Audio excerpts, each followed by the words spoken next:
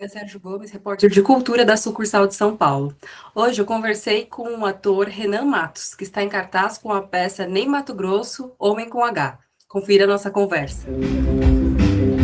E que a solidão é pretensão que fica escondido fazendo ficar. Obrigada, né, pelo seu tempo e disponibilidade de conversar com a gente. Obrigado a você pelo convite. E aí, a primeira coisa que eu queria te perguntar é se você tinha alguma relação antes de ser o Ney Matogrosso com o Ney Matogrosso, como é que você foi apresentado a ele, se você já tinha as músicas dele como suas favoritas, como é que era a sua relação antes desse mergulho, né? Eu sempre gostei do Ney, assim, tinha uma admiração, mas nunca tive um contato muito direto, porque eu sempre gostei muito de vozes femininas. Mas o Ney, a minha pesquisa, meu trabalho ficou voltado quando eu fiz o Chacrinha musical, que era uma participação pequena. Eu fazia o Sidney Magal e o Ney Matogrosso. Aí eu cantava o Vira, na época do Secos e Molhados. E ali começou essa história toda. Eu conheci o Ney, ele foi assistir o Chacrinha. Mas era algo muito simplório mesmo. O entorno da dramaturgia era todo focado no Chacrinha mesmo. Então eram só as participações e ali foi que começou essa história. Só que em 2013 teve o espetáculo do Cazuza, o musical do Cazuza, com a direção do João Fonseca, e o Daniel Rocha, que é o mesmo diretor do Ney, ele era o diretor musical. Eu, na época, estava para estrear um espetáculo chamado Zubalândia, um musical aqui em São Paulo, e aí me chamaram para fazer esse teste, que era um teste fechado para o Ney Matogrosso. Aí fui eu e mais dois atores, e o Daniel lembrou de mim daquela época. Eu nunca mais fiz teste para o Daniel Rocha.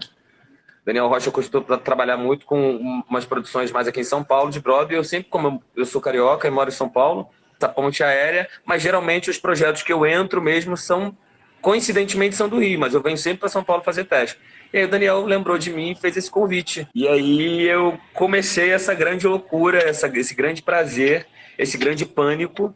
É uma mistura de prazer e agonia, que é fazer Ney Matogrosso, assim, está sendo, né? Existe uma relação de comparação, o interesse do público, das pessoas que me entrevistam, de entender a minha relação com ele, com a aceitação dele, com as coisas. Então, assim, o pouco que a gente conhece do Ney, o Ney é difícil dele dar, sabe, a opinião dele, assim, sobre as coisas. Ele é uma pessoa articulada, mas ele é muito introspectivo, é muito na dele. Então ele foi assistir, mas eu deixo essa parte sempre para ele, sabe? Eu falo, gente, ó, pergunta para ele lá que... Você já é ator há bastante tempo, já fez outros personagens, deu vida a outros personagens. Qual é a diferença de você como ator em compor uma personagem fictícia para uma personagem da vida real, que as pessoas já têm referências, já conhecem, devem ficar assim, ou às vezes procurando, tipo, tudo que você Procura tudo. Nossa, seu corpo, sua fala. Nossa, como você é alto, eu não sabia que você era alto assim na vida real, porque eu sou 10 centímetros a mais que o Ney Matogrosso, assim. Então, existe uma diferença, assim, gritante, que é a diferença da liberdade. Eu não tenho essa liberdade, eu tenho um lugar que eu tenho que me ater de ética. É uma pessoa que está viva, eu tenho um respeito. Quando você cria um Shakespeare, ou um Nelson Rodrigues, ou um próprio texto autoral de algum autor, você tem uma liberdade, né, cerceada ali pela hierarquia, né, pela direção, pela pessoa que está preparando, fazendo a preparação de corpo, a equipe, a própria companhia em si. Você não pode criar uma coisa deliberada e tudo tem um lugar de azeitar, né, com quem você está contracenando. Então existe esse lugar de equalização, mas isso, essa relação da liberdade. Eu posso criar um Hamlet da forma que eu quiser. Eu não preciso fazer um Nelson Rodrigues me atentando, entendendo como era o comportamento ou o corpo daquela época. Existe esse lugar da liberdade, sabe? Que é a liberdade de criação, que eu não tenho fazendo Ney. E nem posso ter. Tenho até um certo ponto, né? Mas que é isso, com os limites de respeito, entendendo quem é a figura e principalmente quando a pessoa tem 80 anos de vida e você retrata a vida dela em 2 horas, sabe? É tudo muito perigoso. Então tiveram momentos que eu fui com mais cautela ali. Então é um trabalho muito mais cauteloso e muito mais cruel. Principalmente para mim, que nunca fui um ator que trabalhei com musical, que tem uma voz excepcional. Então, assim, eu fico num lugar sempre com medo mesmo, sabe? De comparações. Hoje em dia não tanto, sabe? Que eu já entreguei para Deus e falei assim, gente, ó, tô fazendo isso aqui com alma mesmo. Eu acho que o mais importante dessa minha criação é eu entregar e tentar aproximar minha alma dele, sabe? Entender as coisas internas que se passaram com o Ney do que o externo em si, sabe? Porque não tem como copiar o Ney Matogrosso, assim. E para você compor o seu Ney, né? Quantas horas você viu de dança? Ou, enfim, quem foi que você foi fazer aula de balé contemporâneo? Não sei. Como é que foi essa composição para esses movimentos e também de voz, né? Porque o Ney ele tem 80 anos com os agudos perfeitos. Que é uma coisa que te exigiu também de aperfeiçoamento de vocal, corpo, tipo, seco no intuito de gordura mesmo, né? Que ele manter aquele corpo tão difícil e elástico, com todos aqueles movimentos aos 80 anos, né? Uma coisa incrível. Inacreditável. É genética, é dele, é um ser a ser estudado mesmo. A energia que ele tem, ele tá inteiro. Eu fui no show dele agora, ano passado, tá inteiraço. Com os agudos incríveis. É isso, é uma coisa que é dele. Essa parte do corpo foi trauma real, tá? Real. Eu tive que emagrecer 15 quilos. Eu tinha acabado de fazer uma cirurgia de ligamento cruzado anterior no joelho, que eu rompi fazendo uma audição. Então, eu estava pós-operatório, eu tinha engordado muito, eu comi uma caixa, 1 quilo de sucrilho por dia. Eu sou apaixonado por doce. Eu fui uma criança que tive problemas de obesidade quando eu era mais jovem, bem pequenininho. Eu tinha um período muito curto para emagrecer, então, assim, foi muito cruel. Eu fiquei muito exausto, no sentido fisicamente falando, sabe? Porque eu malhava, eu fui numa equipe de nutrólogo, de nutricionista, porque eu tive 2 meses para poder emagrecer, para poder estrear, entendeu? E não é emagrecer, perder peso, né? É emagrecer, se aproximar ali. Nunca teve uma exigência de absolutamente ninguém da equipe. Até porque eu acho que ninguém conhece o nosso próprio corpo. A equipe nunca me pediu para eu tirar roupa. Eu passei 1 mês e 3 semanas ensaiando sem tirar uma peça de roupa, de blusa. Às vezes eu abaixava a calça assim de brincadeira, eu tenho uma trava com isso. Nunca tive uma aceitação com o meu próprio corpo. Foi um dos processos mais difíceis, com certeza absoluta, assim. Vocalmente foi assustador, porque uma coisa é você nascer com aquilo naturalmente. Quando você começa a ensaiar, você fica 8 horas por dia cantando.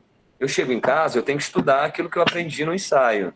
De manhã, você acorda, vai para academia e fica na academia cantando para ganhar resistência. E aí eu tive uma equipe extremamente generosa de 3 diretoras mulheres, Fernanda Chama, Marília Toledo e Dani Shirbulov, que me deram liberdade de eu fazer o que eu quisesse ali, né? Segurando as minhas arestas, se deixar eu vou embora e ela não tem mais controle daquilo. Então, elas foram me orientando e eu fui tendo uma liberdade. Quando você tem essa liberdade, conforme você vai ensaiando, você vai fazendo, uma coisa que você ensaia mais, você faz um grito maior, tudo machuca. Então é muito complexo. Então, assim, foi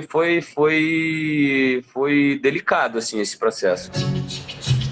Meu coração bate o compasso do meu grande amor. Na alegria bate muito forte, na tristeza bate fraco. Você está indo para a 2ª temporada. O que você absorveu dessa personagem que você aprendeu? Que você falou assim, não, isso aqui eu quero levar para minha vida, né? Porque às vezes a gente aprende muito, né, com essas personagens que, tanto que, sei lá, eu com o caso que eu leio, que eu escrevo, você com o caso que você vive, né? Eu costumo dizer que eu acho que eu fui escolhido porque a gente transita no mesmo canal. A galera transforma isso um pouco numa piada, assim. Eu transito no mesmo canal espiritual, de essência do Ney, assim. Somos pessoas completamente diferentes e a gente pode passar uma vida inteira conversando que a gente não se aproxima em nada. Só que existe algum lugar, um canal artístico, de algum elan ali que a gente transita no mesmo lugar. Eu vou levar esse espetáculo pro resto da minha vida, que ele serviu como uma cura artística para mim, sabe? Fazer em Mato Grosso realmente, assim, essa profissão é uma profissão muito ingrata, muito injusta, e você vê o quanto ele insistiu e peitou fazer o que queria, né? Então isso é um aprendizado, assim, você lidar com respeito com as pessoas, mas você acreditar no que você faz, no que você no que você tem para propor. Já comentou que você estava meio que desistindo de ser ator até a chegada do convite para fazer o Ney Matogrosso, assim. Eu queria que você, porque às vezes as pessoas vê tanto glamour nessa profissão, né? E às vezes, né, não vê o corre que tem atrás de cada papel que você consegue, né? Se acha que tem glamour, eu posso explicar para a pessoa, é só me mandar um inbox lá no Instagram, vou demorar para responder às vezes, justamente agora é processo de ensaio, babá, mas não tem glamour nenhum, gente, é tudo mentira. Estava trabalhando, a gente teve uma temporada no Rooftop, a 2ª temporada, em janeiro, fevereiro eu não ganho dinheiro nenhum, gente. Quando eu falo nenhum, é nenhum. Eu não sou, ator de musical não faz publicidade no Instagram, entendeu? Não tem dinheiro. E é muito difícil você, na sua estrutura de vida, você conseguir um trabalho de um mês, assim, para ocupar aquilo. Então, assim, quando você vai negociar salário, é muito complexo, porque não é sobre você estar protagonizando ou sobre você estar fazendo um musical, é sobre você entender quais são os seus gastos. Às vezes você fica numa entre-safra entre um musical e outro, que pode passar 6 meses. Então, assim, não dá hoje em dia, não dá. É a minha opinião, não estou desestimulando, eu sou apaixonado. Para mim é muito sofrido quando eu não estou atuando. Eu amo o que eu faço, tá em primeiro lugar, assim, em todos os sentidos. Só eu sei o quanto é sofrido estar nesse espaço. É a primeira vez que eu tenho uma oportunidade para mostrar meu trabalho. Tem gente que não sabia nem o que eu fazia, entendeu? Onde você estava? Eu estava onde eu sempre tive, fiz teste para várias pessoas e nunca passei. Por quê? Porque eu sou ruim? Não. Não dá para explicar, gente. É igual a religião, não tem como a gente ficar discutindo, sabe? Não dá para explicar. É muito cruel a profissão. É muito cruel. A gente vive num país onde é um país que uma miséria impera. Eu tô morando aqui na Antônio Carlos com Augusta, 2 quadras da Paulista, numa das maiores metrópoles desse país, sabe? Eu saio da minha casa, eu não me sinto ameaçado que ninguém vai me roubar, até porque meu celular, como eu te falei, é tão antigo, se roubar, a pessoa me devolve e fala assim, não, muito obrigado, não quero. Mas assim, as pessoas me param na rua só para pedir coisa para comer. Você vai querer mesmo escolher uma profissão que você vai passar fome se você não tiver uma estrutura? Eu falo que esse teatro musical é para pessoas de classe média alta, tá? Gente de classe média baixa, gente, eu tô sendo muito sincero. Que Deus te abençoe, entendeu? Que Oxalá te abençoe, que os deuses te abençoem no que você acreditar. Mas assim, uma aula de canto custa R$250, R$300, 350, quiçá 400 uma hora, com os professores que têm as técnicas, que eles também gastam o dinheiro deles. Mas, assim, é uma profissão glamourizada. Se fazer um curso de vídeo hoje em dia, para você entender como funciona o audiovisual, é uma fortuna. Existe uma realidade, Emílio, Tiago Abravanel, são coisas isoladas.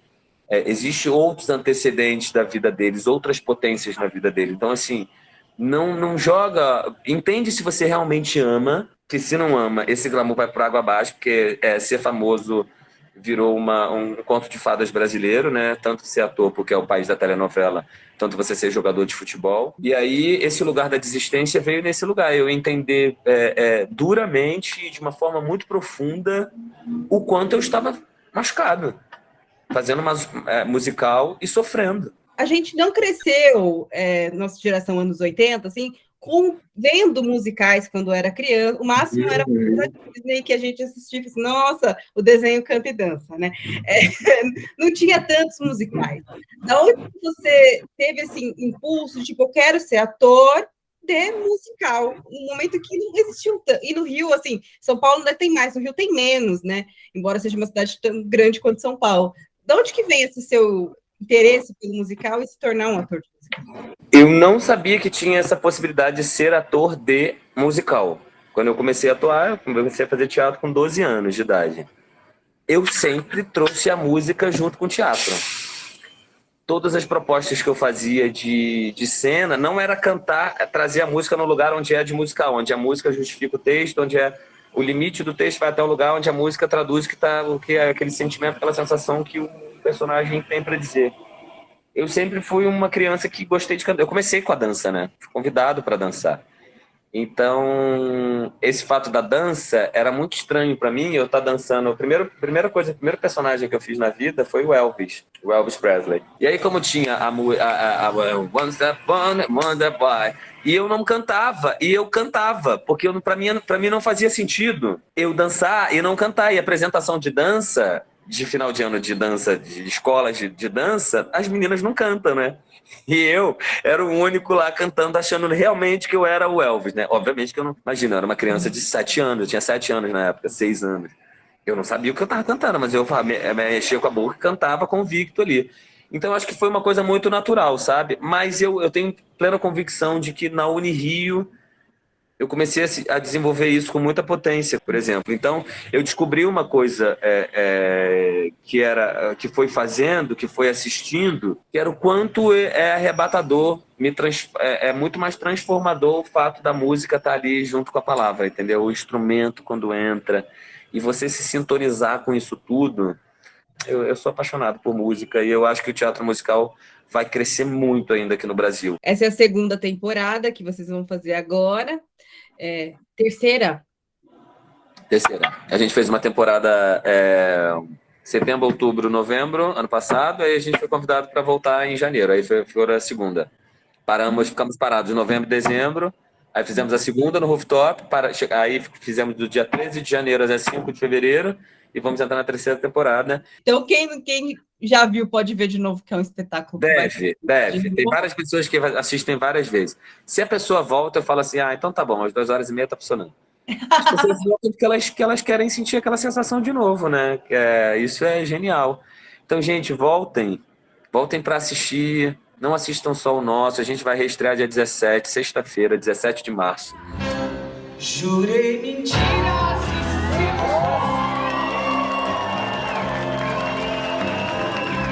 assuntos pecados.